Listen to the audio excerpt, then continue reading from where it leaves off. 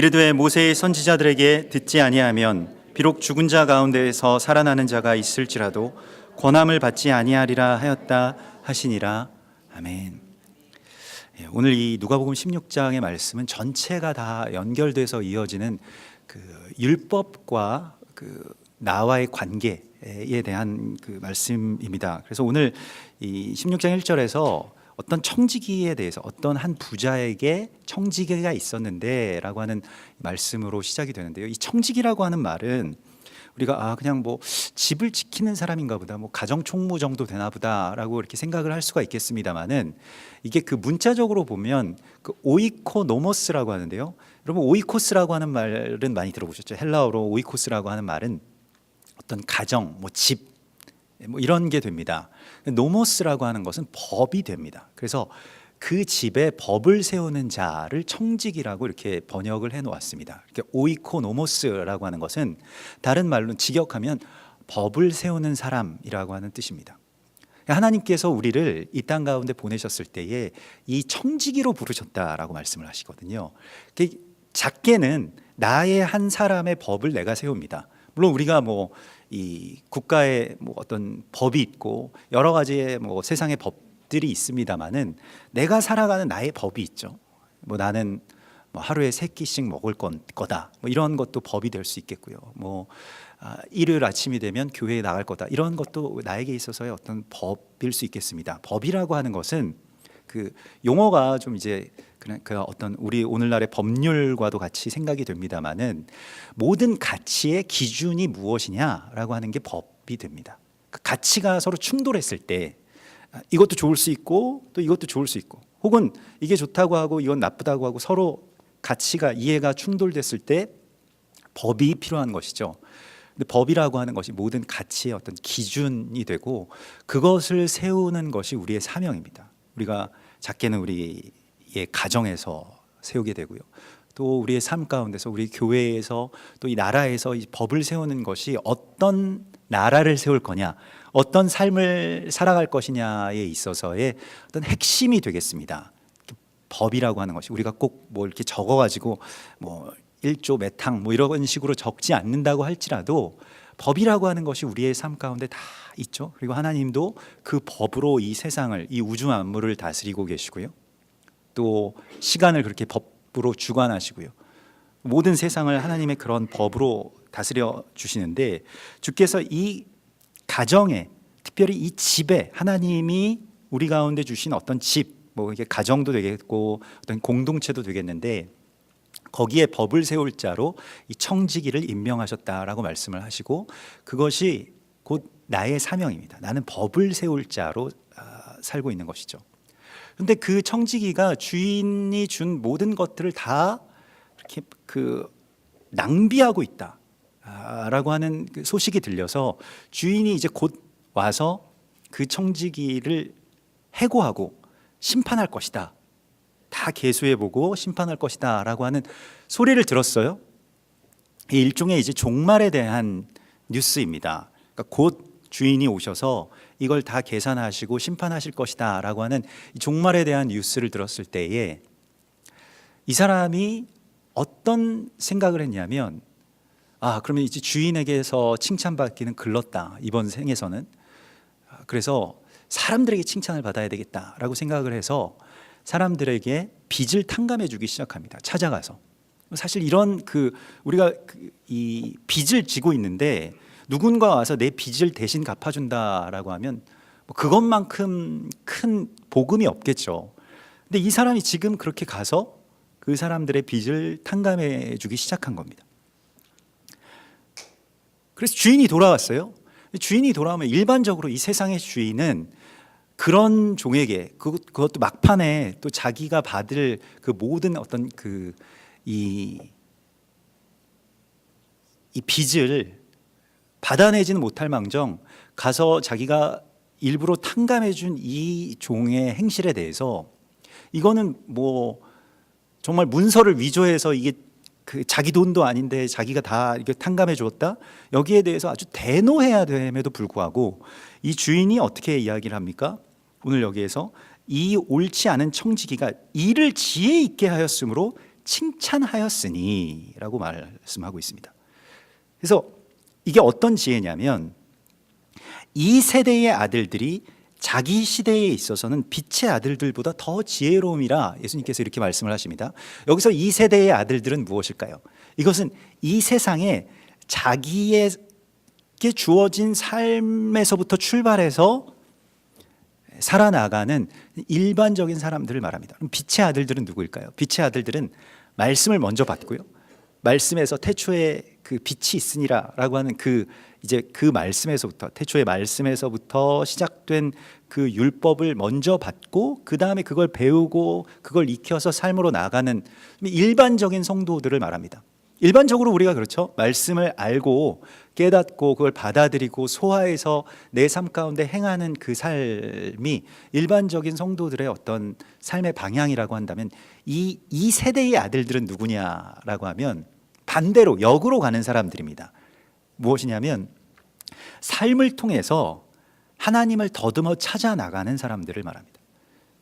그래서 말씀은 몰라요. 배운 적도 없고 들어본 적도 없어서 율법이나 말씀이라고 하는 걸 모릅니다. 다만 삶에 하나님께서 이미 창조 가운데서 새겨 넣어주신 하나님의 DNA, 그러니까 그것을 창세기에서는 하나님의 형상이라고 표현되어 있습니다. 하나님의 형상대로 내가 지음을 받았는데 그 형상을 찾아 나가는 사람들, 그리고 그 형상을 자신의 삶으로 드러내는 사람들을 이 세대의 아들들이라고 이렇게 표현을 했습니다. 그래서 이게 가능하냐라고 하는데 사실은 그 빛의 아들들로 사는 게 더 쉽긴 쉽겠죠. 말씀을 배우고 보고 받아들여서 사는 것이요. 그런데 이 역으로도 가능하다라고 하는 것이 로마서 2장 14절에서도 율법 없는 이방인이 본성으로 율법의 일을 행할 때에는 이 사람은 율법이 없어도 자기가 자기에게 율법이 되나니라고 말씀을 하고 있습니다. 그래서 율법이 없는 사람들인데 율법을 행하고 있는 이방인들이 있다는 거예요. 율법 외의 사람들이.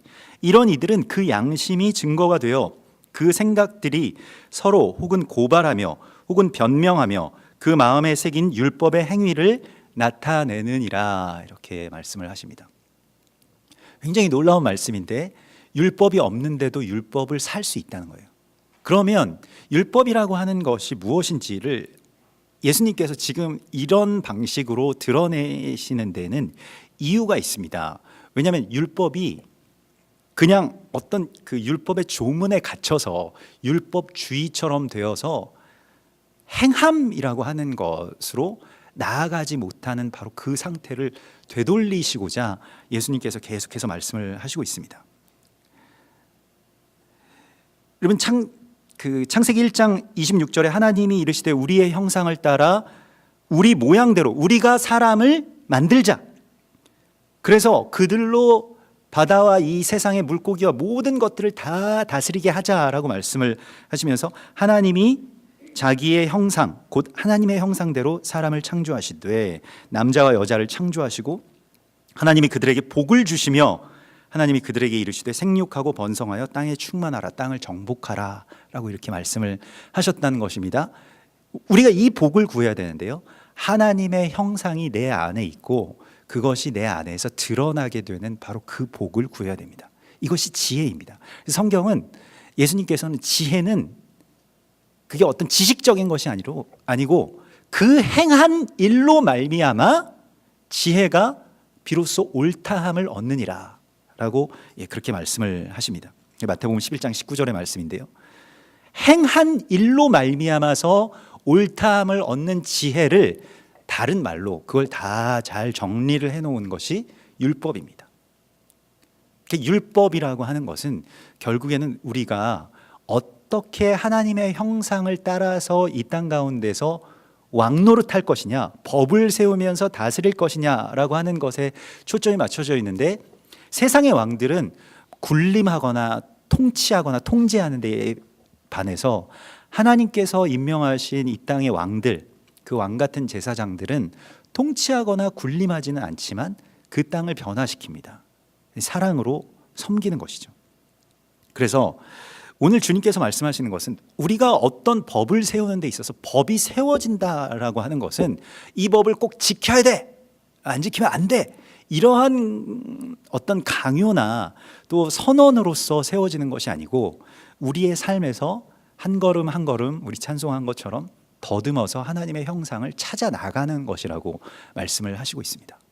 그래서 특별히 이게 이 청지기라고 하는 말을 이제 구약에서의 용어로는 우리가 지난주에 그 토라 포션의 제목이 미시파팀이었는데요. 법규를 세우라라고 할 때 이 법규가 미시파팀이고요. 이 미시파팀을 담당하는 사람들이 이제 샤파트라고 해서 이것을 뭐 사사라고도 말하기도 하고요. 뭐 판관이라고도 이야기를 하기도 하는데 이게 다 청지기와 같은 용어입니다. 그러니까 미시파팀은 어떤 사람이냐라고 하는 것에 대한 말씀이고요. 법을 살아가는 그 삶의 그릇이 준비되어야 법이 우리 가운데에 부어지게 되어 있습니다. 이것에 대해서 주께서 말씀을 하시고 있습니다. 그런데 그래서 주께서 내가 너희에게 말하노니 오늘 9절에서요. 불의의 제물로 친구를 사귀라고 말씀을 하십니다. 여기서 불의라고 하는 것은 이 아디키아라고 해서 아디키아는 법이 없다. 그러니까 불법이라고 하는 뜻입니다. 그러니까 율법이 없는 삶을 아디키아라고 하고요. 법이 없으면 어떻게 되냐면 사람들이 곧바로 사랑이 식어집니다. 그래서 마태복음 24장 12절에 보면 불법이 성함으로 이 아디키아가 가득 차게 되면 율법 없는 삶이 가득 차게 되면 어떤 일이 일어나냐면 많은 사람의 사랑이 식어지리라 이렇게 되어 있습니다. 사랑이 식어진다는 거예요. 불법의 결과는 막 이렇게 방종하거나 뭐 서로 막 혼란스럽거나 이것은 이제 세상의 법의 어떤 불법의 이야기고요. 하나님의 나라에서 법이 사라지게 되면 사랑이 사라지게 된다는 것입니다. 왜냐하면 법 자체가 내 이웃을 내 몸과 같이 사랑하라고 하는 한 말씀에 다 이루어지기 때문에 그 사랑이 사라지게 된다는 것입니다.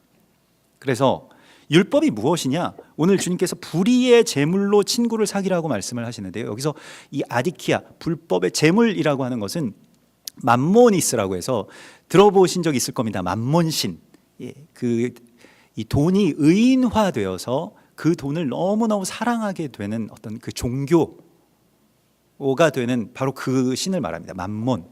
이게 아주 인격화된 어떤 그런 이 돈에 대한 것인데요. 이 맘몬으로 이 불법의 맘몬으로 이것은 이제 이 돈에 대해서 우리에게 다른 아주 새로운 시각을 주시는데요. 이걸로 우리가 뭘 할 거냐라고 할 때 우리가 보통 뭐 가끔씩 우리가 뭐 생각을 해볼 수도 있겠습니다만은 전에 저도 누가 그 친구가 로또를 사줘가지고요.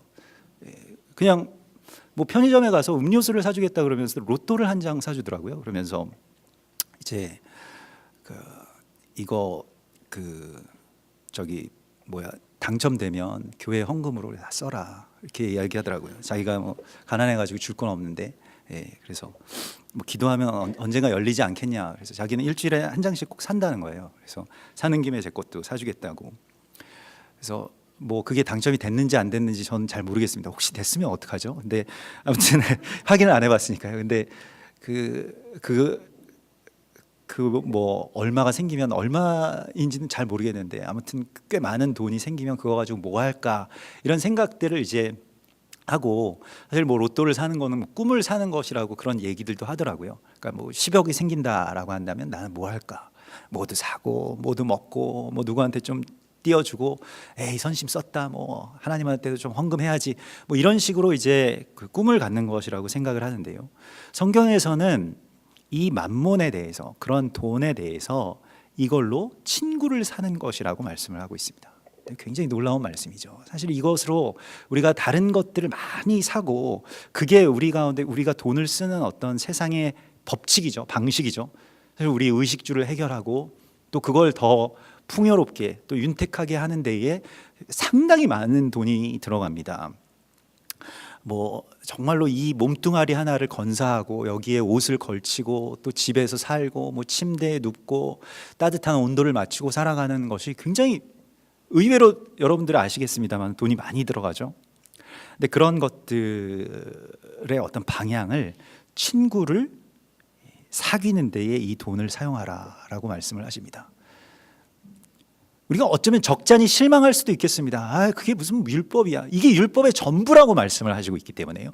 이게 율법이고 우리는 이 율법이라고 하는 신부와 결혼한 것이다 라고 말씀을 하세요. 그래서 오늘 이 뒤에 말씀에서는 이 17절 18절의 말씀에 율법의 한 획이 떨어짐보다 천지가 없어짐이 쉬우리라고 말씀하시면서 18절에서는 무릇 자기 아내를 버리고 다른 데 장가드는 자는 간음하는 것이고 또 버림받은 여자에게 장가드는 자도 간음함이니라. 여기서 버림받은 여자라고 하는 것은 이 구약에서 이 율법주의 바리새인들이 지키고 있는 이 율법의 껍데기를 말하는 것입니다. 그리고 율법의 정신, 그러니까 내 이웃을 내 몸과 같이 사랑하라고 하는 그것을 버리는 자는 간음하는 것이다. 다른 여자와 사는 것이다 라고 이렇게 말씀을 하십니다. 그래서 우리가 그리스도 예수와의 신부인 것처럼 우리에게 있어서의 신부는, 교회에게 있어서의 신부는 율법이라는 거예요. 그 율법과 친하게 지낼 필요가 있습니다. 율법이 우리의 신부니까요. 에베소서 5장 25절에서 남편들아 아내 사랑하기를 그리스도께서 교회를 사랑하시고 그 교회를 위하여 자신을 주심같이 하라. 이는, 그렇게 되면 뭐 가정이 평안할 것이다 이렇게 말씀하지 않고, 이는 이게 무엇이냐면 물로 씻어 말씀으로 깨끗하게 하사 거룩하게 하시는 것이다 라고 말씀을 하고 있습니다.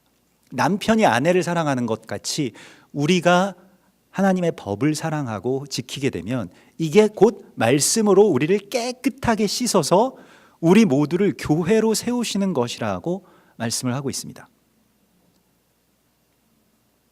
그래서 이 불의의 제물로 말미암아서 친구를 사귀라고 하는 이 말씀을 우리의 삶 가운데 이제는 더 이상 이걸 허비할 수가 없습니다. 그래서 이것을 우리의 삶 가운데서 행하라라고 말씀을 하십니다.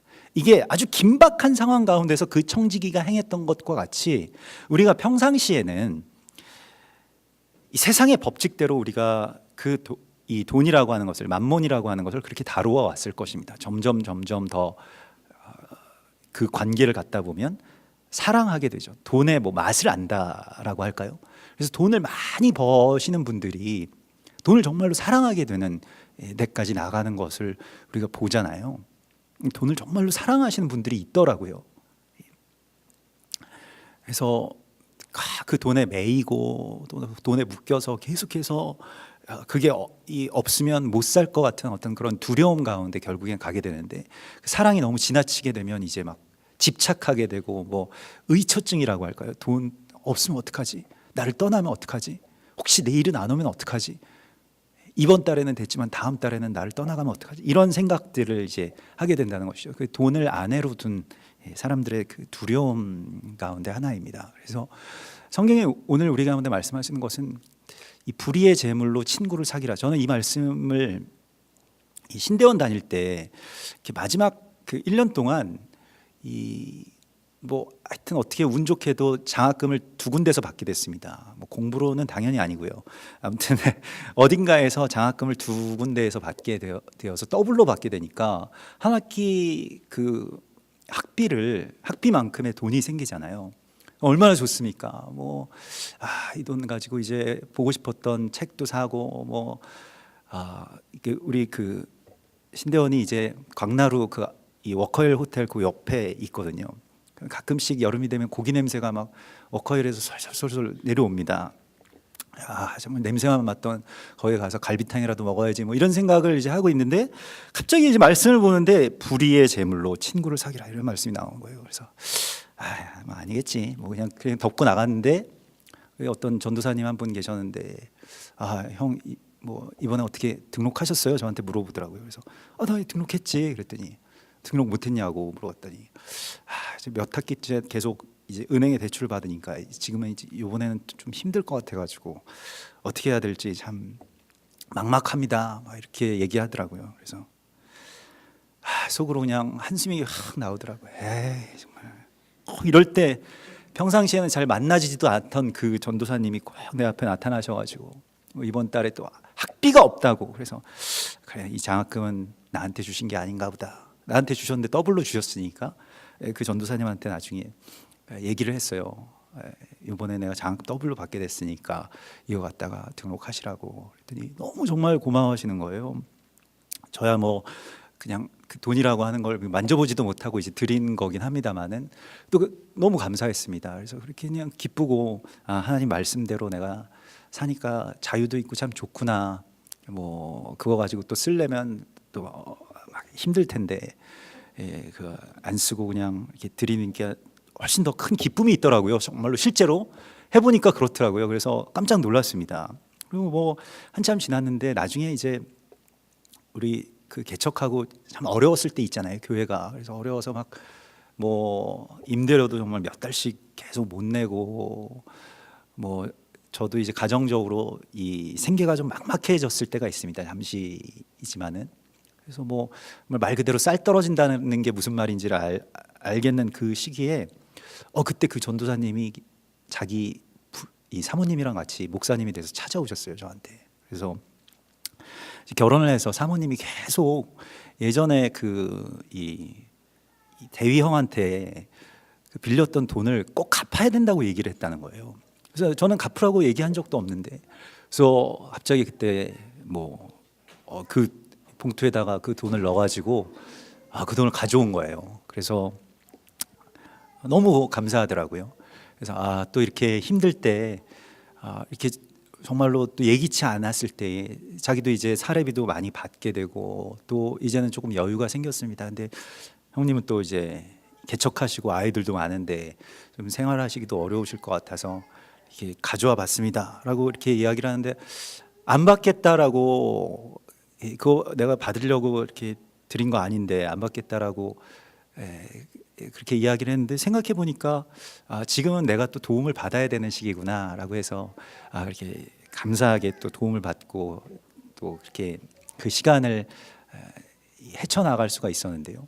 하나님께서 오늘 이 청지기에 대해서도 이렇게 말씀을 하시는 것이 마지막 때에 구원관에 대해서도 이런 말씀을 하십니다.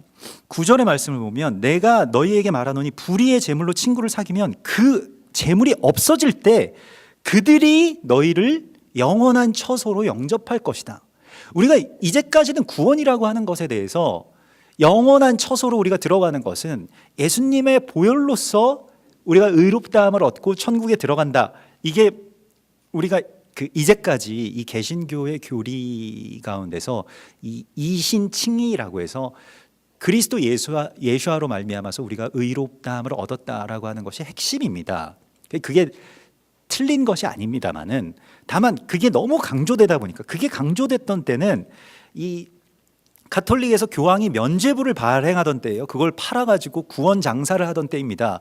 그러하기 때문에 그 면죄부로 말미암아서 구원을 얻는 게 아니다라고 하는 것을 말하기 위해서 그리스도 예수아로 말미암아서 구원을 얻는 것이다라고 하는 것을 표했습니다마는 다만 구원이라고 하는 것은 그것이 물론 문이 됩니다마는 주께서 우리 가운데 말씀하시는 건 행위라고 하는 것을 성경에서는 의외로 굉장히 강조하고 있다는 것을 우리가 알아야 됩니다.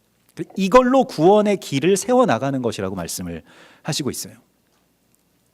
그래서 전에는 우리가 그 어떤 루터의 그 구원론 가운데서는 잘못 생각하면 루터가 그렇게 말한 것도 아닙니다만 사실은 잘못 생각하면 아무런 일도 하지 않아도 어차피 예수님께서 십자가에 달려 돌아가심으로 말미암아 내가 구원을 얻었으니까 그냥 그걸로 끝난 거 아니냐, 행위는 아무것도 필요가 없다. 이게 뭐 구원파의 구원론이죠, 실제적으로.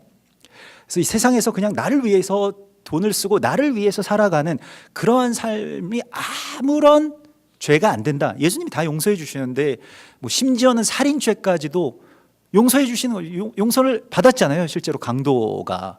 그러니까 어떤 죄라도 용서 못 받는 죄가 없다라고 그렇게 믿게끔 만들었다는 것입니다. 근데 죄는 주님께서 용서해 주시지만은 구원을 이룸에 있어서 하나님의 나라를 이루는 것은 다른 문제입니다. 우리가 하나님의 백성이 되었으면 이제는 그냥 어떤 그 죄에 묶여서 살아가는 존재는 아니죠. 다만 이제 우리에게 맡겨주신 이 삶에 있어서의 하나님의 법을 세워야 되겠는데 그게 무엇이냐면 곧 불의의 제물로 친구를 사귀는 것이다 라고 말씀을 하십니다. 그래서 구원이라고 하는 것이 나중에 하나님이 우리를 그 영원한 처소로 이끌어 주시기도 하지만 그때 도와준 사람들이 이끌어 준다. 굉장히 사실은 파격적인 말씀이죠. 이렇게까지 말씀을 하시고 있는 거예요. 그래서 율법과 선지자는 요한의 때까지요, 16절에 보면 그 후부터는 하나님의 나라의 복음이 전파되어 사람마다 그리로 침입하느니라. 다 그리로 이제 들어가게 된다. 전에는 율법을 우리가 배워서 살게 되었다라고 한다면, 우리가 이제는 세례 요한 이후부터, 예수님 때로부터는 우리가 그 법으로 들어가게 된다라고 말씀을 하십니다. 이게 리빙 토라를 이야기해요. 살아있는 말씀, 예수님께서 살아계신 말씀이었던 것과 같이 우리도 우리의 삶을 통해서 말씀이 드러나게 되는 것이라고 그렇게 주께서 말씀을 하십니다. 그래서 이렇게 되면 그 후로부터는 하나님의 나라의 복음이 전파되어 사람마다 그리로 다 들어오게 된다라고 말씀을 하시는데, 복음이라고 하는 것이 헬라말로 유앙겔리온이라고 해서 황제가, 새로운 왕이 세워졌음을 알리는 전령들의 소식을 유앙겔리온, 곧 복음이라고 했다는 것입니다. 그러므로 복음이라고 하는 건 무엇이냐? 왕이 세워졌다라고 하는 것인데, 하나님의 법을 가진 사람들이 그 땅에 세워지게 되면, 그 가정에 세워지거나 그 교회에 세워지거나 그 지역에 세워지게 되면, 그게 바로 왕이 세워졌음을 알리는 복음이 선포되는 것입니다. 그리고 복음이라고 하는 것은 무엇이냐면, 예수님께서 당신을 위해서 죽으셨고 구원받았습니다라고 하는 것도 복음이지만, 그 복음의 실체는 결국에는 복음을 살아가는 사람들이 그곳에 서야 복음이 들어갈 수 있다는 겁니다. 우리는 복음에 관해서만 이야기해서는 안 됩니다. 복음을 살아내는 왕으로서 그곳에 서는 것이 복음이라고 말씀을 하고 있어요. 여러분, 행위가 강조되지 않고 그냥 우리는 다 예수 믿기만 하면 구원받았다 라고 하는 이 교리로 지난 500년 동안 교회가 쭉 내달았는데, 어떻게 되었습니까? 지금 모든 종교 집단 가운데, 이게 집단이라고 표현해서 죄송합니다만은, 아무튼 모든 무슨 천주교, 불교, 제칠 안식교, 무슨 다른 종교들 다 해서 삶의 행실에 대한 평판이 가장 안 좋은 게 기독교입니다. 이렇게 말하고 싶지 않은데요, 부정적으로 생각하고 싶지 않은데, 물론 참 훌륭하신 분들도 많이 있습니다만, 전체적으로 이런 평가를 받게 되었다라고 하는 데 있어서, 예수 믿는 사람들이 제일 문제가 많고 예수 믿는 사람들이 더하다라고 하는 그 평판을 얻게 된 데에 대해서는 교리적인 문제가 아주 심각하게 있다는 것을 우리가 알아야 됩니다. 실제로 여러분들 사업하시거나 아니면 저도 이 교회에서 무슨 이런 어떤 공사를 맡기거나 뭘 하면, 되도록이면 무슨 어느 교회 장로입니다 이런 분들한테는 잘 안 맡기려고 하거든요. 예. 얘기가 되게 복잡해지고 뭔가 하여튼 좋지 않은 경우가 많이 있어서 그냥 세상의 일들은 세상의 어떤 그 방식대로 그냥 제값 주고 제대로 하는 게 차라리 낫겠다, 이런 생각들을 많이 하게 되더라고요. 나중에 다 이게 은혜지 않습니까? 이상하게 해놓고 다 은혜라고 이야기를 하니까요. 다 은혜로 이걸 다 한 거고, 하나님이 이렇게 해주셔서 다 이렇게 잘 됐습니다. 제가 보기에는 근데 또 장로님이니까 뭐라고 말도 못하고, 그러신가요? 그리고 그냥 이렇게 넘어가게 속만 끓이는 것이죠. 그래서 하나님께서 우리 가운데 주시는 이 교리를 조금 잘못 오해하고 있었던 것에 대해서, 의롭다함이라고 하는 것이 무엇이냐라고 하는 것에 대해서, 우리가 율법이라고 하는 것을 예수님께서는 그냥 아주 그 지표를 돈을 어디다 쓰고 있느냐라고 하는 것에 아주 쉽게 설명해 주셨습니다. 이걸 다른 걸로 많은 것들을 하고, 그래서 돈과 하나님을 겸하여서 섬길 수 없다라고 이렇게 말씀을 하시는데요. 여기 오늘 13절에 보면 집 하인이 두 주인을 섬길 수가 없나니 이렇게 되어 있는데, 여기서 집 하인이라고 하는 것은, 하인이라고 번역이 되었습니다만 집에 같이 사는 친구를 말합니다. 집에 같이 사는 동역자. 그러니까 이건 꼭 아내, 남편뿐만이 아니라 그렇게 이야기할 수도 있고요. 또 집에서 오랫동안 같이 동역하고 있는 이 사람이, 이게 하나님과 나와의 관계인데, 그리스도와 우리와의 관계인데, 두 주인을 사랑할 수 없다는 거예요. 내가 돈을 사랑해서 내 남편과 결혼한 것이 아닙니다. 그렇죠? 돈 보고 뭐 사실은 그런 경우도 굉장히 많이 있습니다만은 근데 그렇게는 좀처럼 말하지 않죠. 그래서 뭐 다른 이야기들을 합니다만은 오늘 이 말씀 가운데서는 한 집에 사는 이 동역자를 사랑하든가 돈을 사랑하든가 둘 중에 하나라고 말씀을 하십니다. 둘 다 사랑할 수는 없다는 거예요. 참 우리가 보기에는 둘 다 있으면 참 좋겠는데요. 예. 그래서 다 뭐 요즘에 무슨 뭐 드라마에 보면 남편들이 다 남편 신랑감이 다 회장님 재벌 3세잖아요. 모든 사람들의 다 꿈인 겁니다. 재벌 3세인데 또 굉장히 매력도 있고 뭐 인격적으로도 좀 착해요. 보면 다들 착할 수밖에 없죠. 뭐, 예, 뭐 어려움도 없고 그러니까 착하겠죠. 아무튼 이런 동역자를 이 히브리 말로는 이제 엘레에셀 이 아브라함의 늙은 종이라고 표현되었던 그 엘레에셀이 대표적인 인물입니다. 정말 종인데 주인을 사랑해서 주인과 같이 있는데 주인을 사랑해야 된다라고 말씀을 하고 있고요. 그래서 출애굽기 21장에 보면 이 미슈파팀의 이야기 속에서 하나님의 나라를 어떻게 세울 것이냐 두 가지인데요. 주인은 종을 풀어주라고 말씀을 하시고요. 그리고 종은 주인을 사랑해서 나는 이제 더 이상 풀려나서 자유자가 되지 않겠습니다 라고 말하는 종이 되라고 말씀을 하고 있습니다. 이게 하나님 나라의 법입니다. 이 세상의 법은 어떻게 그 노예를 내 재산을 어떻게 그렇게 그냥 막 풀어주냐 그 빚을 어떻게 갚아주냐 이렇게 이야기를 하고요. 또 노예들은 풀려나면 얼씨구나 좋다 하고 이렇게 도망갈 텐데 그러지 않고 같이 그 집에 평생 동안 이 주인을 사랑해서 이 출애굽기 21장 5절의 말씀에 보면 종이 분명히 말하기를 내가 상전과 내 처자를 사랑하니 나가서 자유인이 되지 않겠노라 라고 하는 바로 그 종, 그 종신노예라고 하는데 이 종이 여기서 말하는 지파인이라고 하는 존재입니다. 같이 사는 존재. 우리가 그리스도 예수와에 대해서 그런 존재고요. 예수님의 신부가 된다라고 하는 것이 예수님만 사랑하게 되는 것인데 가장 큰 경쟁자가 누구냐? 우리 욕망에 있어서 예수님을 갈망하는 그 갈망보다 더 큰 가장 잠재적으로 가장 큰 대상이 누구냐라고 하면 맘몬입니다. 맘몬과 예수님과 한 집에서 살 수 없다는 거예요. 남편 둘을 데리고 살 수 없다라고 말씀을 하시고 있습니다. 한 명과만 생활할 수 있는데 맘몬을 사랑하게 되면 예수님을 결과적으로는 버리게 됩니다. 그래서 예수님을 배반한 가룟 유다에 대해서 여러 가지 뭐 어떤 좋은 평가도 있을 수 있겠습니다만 독립을 위해서 뭐 그렇게 했다라고 합니다만은 이 사도 요한은 여기에 대해서 아주 영적인 그 분별을 합니다. 세례 요한은 돈을 사랑하는 자였다. 이렇게 그냥 딱 한마디로 정리합니다. 돈을 사랑하면 예수님을 배반하고 팔아 넘기게 된다라고 하는 거예요. 그래서 제자 중 하나로서 이 요한복음 12장 4절에 보면 예수를 잡아줄 가룟 유다가 말하되 이 향유를 어찌하여 300데나리온에 팔아 가난한 자들에게 주지 아니하였나이까 이렇게 말했다는 겁니다. 향유 옥합 사건에서 옥합을 깨트린 그 여인을 보고 자기 계산해 보니까 300데나리온 나오는데 이거 가지고 가난한 자들에게 나눠주기 위해서 일단 우리한테 헌금을 하시라 이런 말이었어요. 예수님의 발에 이렇게 쏟아서 낭비해 버리지 말고. 근데 이렇게 말하면 가난한 자들을 생각함이 아니요 그는 도둑이라 돈꾀를 맞고 거기 넣는 것을 훔쳐가미라.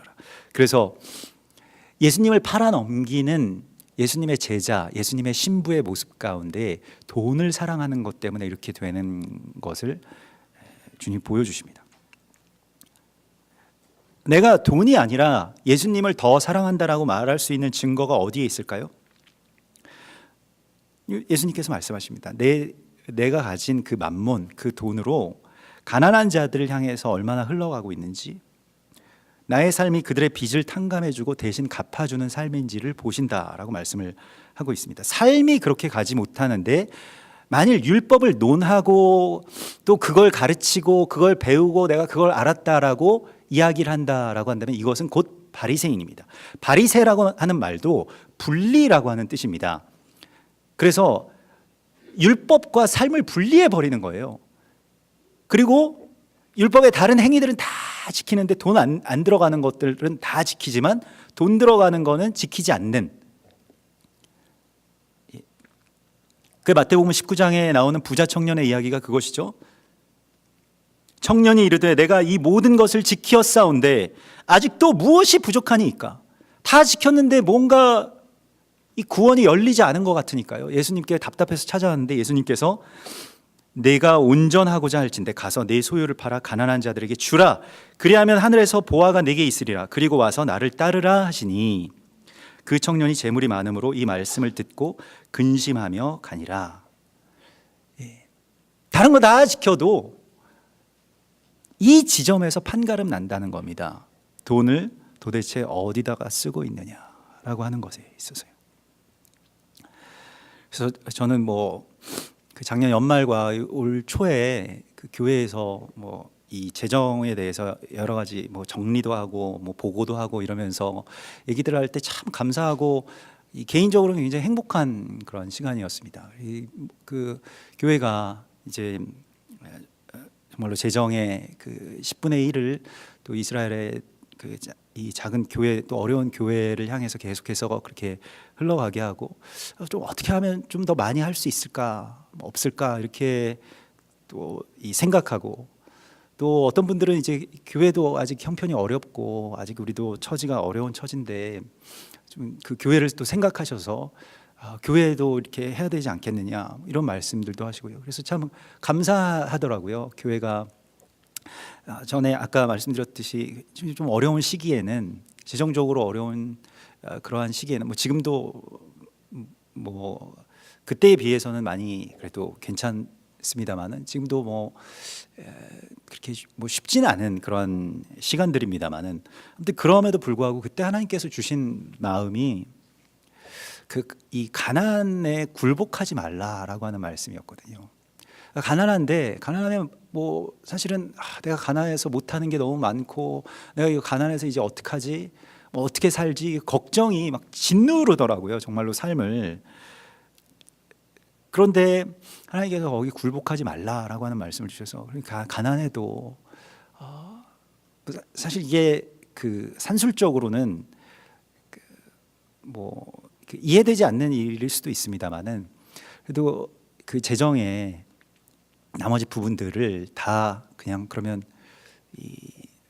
더 가난한 분들한테 주자, 그렇게 흘러가게 하자. 그래서 가정교회에 우리가 한 달에 2번씩만 예배드리고 2번은 가정교회 예배드리는데 전에는 가정교회의 헌금을 그러면 그 2주 헌금을 이제 교회고 또 어려우니까 교회에다가 이제 헌금을 하도록 그렇게 했습니다만은 그 2주의 헌금을 가정교회에서 더 어려운 혹은 정말로 필요한 곳에 구제와 선교로 그렇게 재정을 세웁시다라고 하는 그 재정의 원칙을 이렇게 이제 세우고 그때 든 생각이 그때 저도 이제 밖에 나가서 이렇게 대리운전도 하고 이게 일하고 있을 때였는데 어차피 부족한 건 매한 가지다라고 하는 것을 오랫동안 좀 일해 보니까 알겠더라고요. 그래서 그냥 모든 것들을 다 멈추고 하나님께서 원하시는 대로 하다가 만약에 교회가 정말로 이런 것들 때문에 어려워져서 문을 닫게 되면 그것은 하나님의 뜻인 줄 알겠습니다. 이렇게 이제 기도를 하고 하나님께서 그 말씀을 주셨기 때문에 재정에 굴복하지 말라, 재정의 어려움 가운데 굴복하지 말라는 말씀을 주셨기 때문에 일단 재정의 원칙을 그렇게 세웠습니다. 그래서 어려워도 11조를 드리고요. 어려워도 구제를 하고 그걸 먼저 떼어놓고 하나님께 드리는 것을 먼저 떼어놓고 그 다음에 어떻게 살아보자. 그리고 안 되면 그것은 하나님의 뜻인 줄을 받아들이겠습니다라고 그렇게 생각하고 실제로 그렇게 하기 시작한 다음부터 뭔가 이렇게 성도분들이 막 늘어나신 것도 아니고 또 로또 맞으신 분이 있는 것도 아닌데도 불구하고 갑자기 재정이 정말로 그 달부터 갑자기 재정이 채워졌어요. 이상하게.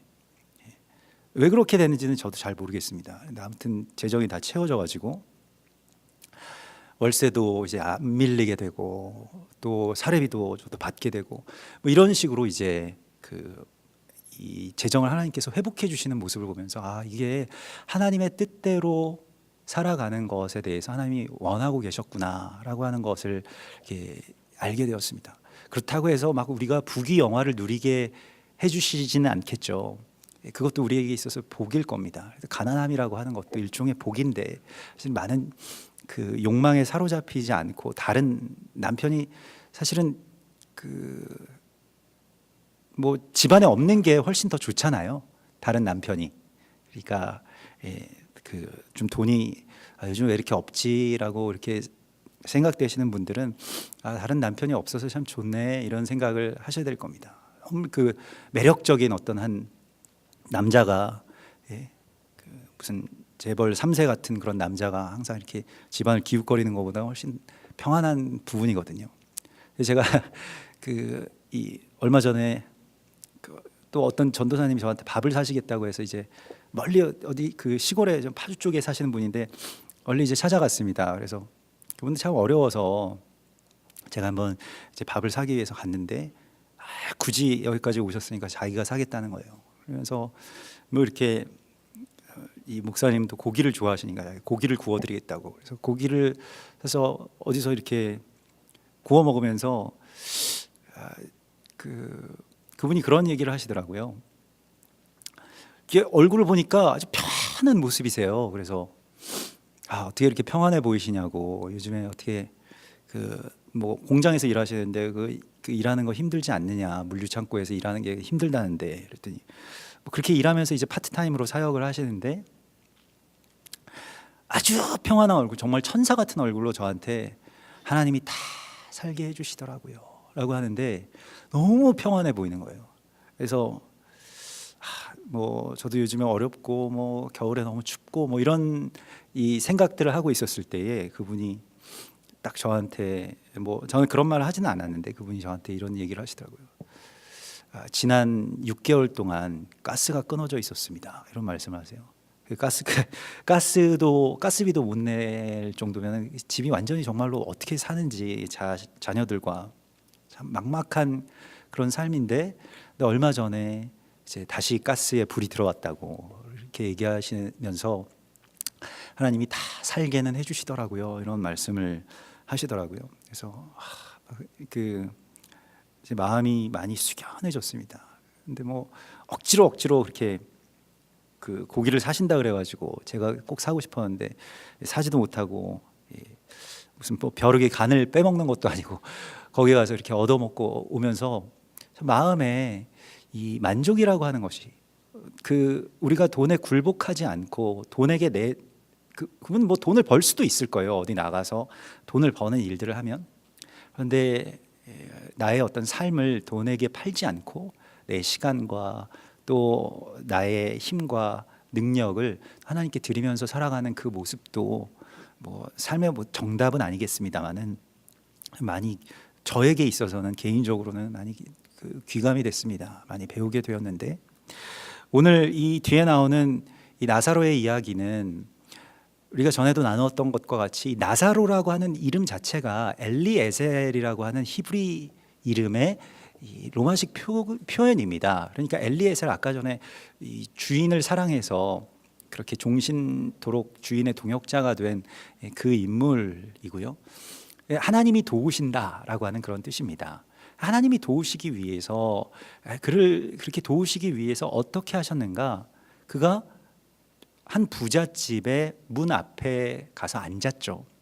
그러면 하나님이 그 부잣집의 사람들을 통해서 도우시고 싶었는데 그 부잣집 주인은 그걸 몰랐다는 겁니다. 문이 잠겨 있고요. 그리고 그 안에서는 항상 잔치가 벌어졌는데 문 앞에서 누가 죽어가는지에 대해서는 몰라도 될 만큼 큰 부자였기 때문입니다. 보이지도 않고. 그래서 그냥 잘 먹고 나는 이렇게 복을 많이 받아서 참 좋다라고 생각하고 그리고 이제 죽게 되었는데 가보니까 지옥이었다는 거예요. 특별히 잘못한 것도 없는데요. 그런데 너의 집 문 앞에서 죽어간 나사로를 네가 죽인 것이다. 네가 살해한 것이다 라고 그렇게 하나님 말씀하시는 것을 듣죠. 사실은 우리는 이런 무관심이 아주 체계화되어 있는 잘 조직되어 있는 그런 세상에 살아갑니다. 그래서 결국에 이 이 나라고 하는 그 문제 가운데로 계속 돌아가는 그런 시대에 우리가 살아가고 있습니다만은, 성경은 나의 집 문 앞에서 상에서 떨어지는 그 음식물 쓰레기라도 주워 먹고 싶은 사람들이 있다라고 말씀을 하고 있어요. 그래서 아주 지극히 작은 것이라도, 우리 생각할 때 뭐 좀 도움을 주려면 좀 크게 막 뭐 좀 큰 단위로 해야 되지 않을까, 이런 생각을 하는데, 아주 작게라도, 지극히 작은 것 하나라도 충성하라. 그것에 충성한다는 것은 그것을 가지고 아주 작게나마, 꼭 돈이 아니더라도요, 시간도 되고 또 내가 어떤 관계로서 베푸는 것도 있을 수 있겠습니다. 그것을 통해서 하나님의 도우심의 통로로서 서라고 말씀을 하십니다. 이것이 율법이다 라고 말씀을 하십니다. 율법에 대해서 우리가 아는 것이 더 이상 필요한 것이 아닙니다. 다 아십니다. 충분히 아시고요, 더 이상 배울 필요도 없습니다. 다만 그것을 나의 삶 가운데 살기 위해서, 또 그 나의 삶으로 사는 그 율법이 복음이 되고 예수님이 살아계심의 증거가 되는 삶이 되기 위해서 하나님 우리에게 복을 주시고, 그것을 위해서 우리가 돈도 벌고 우리가 애쓰고 수고하는 그런 모든 삶의 방향이 바로 내 집 문 앞에서 쓰러져 있는 어떤 한 나사로를 도와주는 그러한 하나님이 되라, 그러한 예수님이 되라고 말씀하십니다. 같이 기도하겠습니다. 주님, 우리 이 땅 가운데 살아가는 동안 나의 연약함과 나의 부족함에 매여서 좀처럼 나의 이웃에게 가 닿을 수 없었음을 불쌍히 여겨 주시옵소서.